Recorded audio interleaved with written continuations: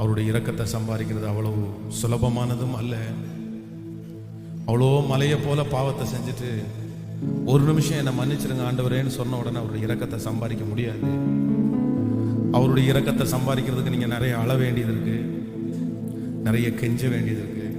ஆனால் ஒரு டைம் அவருடைய இரக்கம் உங்களுக்கு கிடைச்சிச்சு அப்படின்னு சொன்னால் அதுக்கப்புறம் நீங்கள் காலடி எடுத்து வைக்கிற எல்லாமே உங்களுக்கு ரொம்ப சக்ஸஸ்ஃபுல்லாக இருக்கும். தாவீது அவருடைய இரக்கத்தை சம்பாதிச்சதுனால அவருடைய சொந்தங்கள் எல்லாவரையும் பார்க்கலாம் அவன் ரொம்ப பெரியவனாக இருந்தான். ஸோ நம்பர் 1, முதலாவது உங்கள்கிட்ட நான் கேட்குற கேள்வி, இனியும் எத்தனை நாளைக்கு நீங்க மறைப்பீங்க? ஸோ நம்பர் 1 ஃபர்ஸ்ட் கேள்வி, எத்தனை நாள் நீங்க செய்கிறத உங்களால மறைக்க முடியும்னு நீங்க நினைக்கிறீங்க? நீங்க சிம்சோனுடைய வாழ்க்கையை பார்த்தீங்க அப்படின்னா அவனுடைய வாழ்க்கையினுடைய முதல் தவறு, முதல் மிஸ்டேக் என்ன அப்படின்னா அவங்க அம்மா அப்பாவுக்கு அவன் மறைச்சதாங்க ஃபர்ஸ்ட் மிஸ்டேக். நம்பர் 1. உங்களை பார்த்து கேட்குறேன், நீ எத்தனை நாள் மறைக்க முடியும்னு நினைக்கிறீங்க? ரொம்ப நாள் மறைச்சிருவீங்களா? வேதம் சொல்லுது, வெளியரங்கப்படாத ரகசியம் எதுவுமே இல்லை. நீங்க ரொம்ப டேலண்டா இருக்கிறதுனால நான் மறைக்கிறேன்னு நினைச்சிடாதீங்க. எனக்கு எல்லாம் தெரியும் நான் மறைச்சிடறேன் அப்படின்னு நினைக்காதீங்க.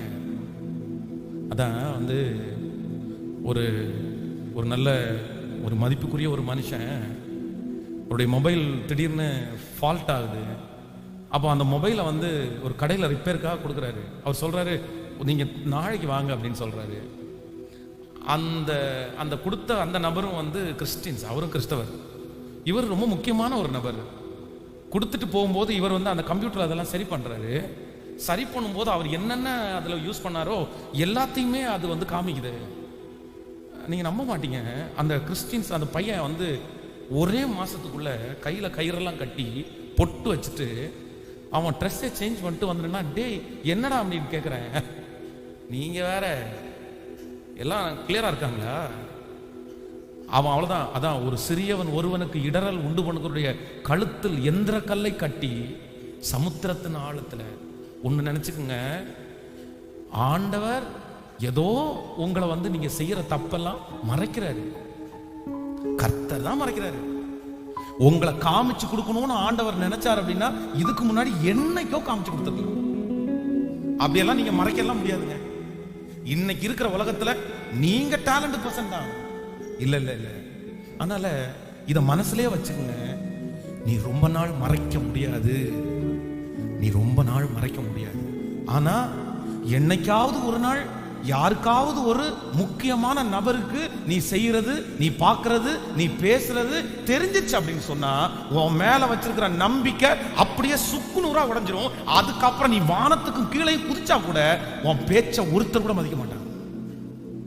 அதுக்கப்புறம் இப்படிப்பட்ட ஒரு மேடையை கர்த்தர் கொடுத்தா கூட உன்னால சைன் பண்ண முடியாது. அப்படிப்பட்ட ஒரு குரலை கொடுத்தா கூட உன்னால சைன் பண்ண முடியாது.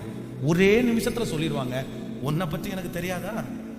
அதனால நான் நம்புறேன், நீ ரொம்ப நாள் என்ன பண்ண முடியாதுன்னா மறைக்க முடியாது.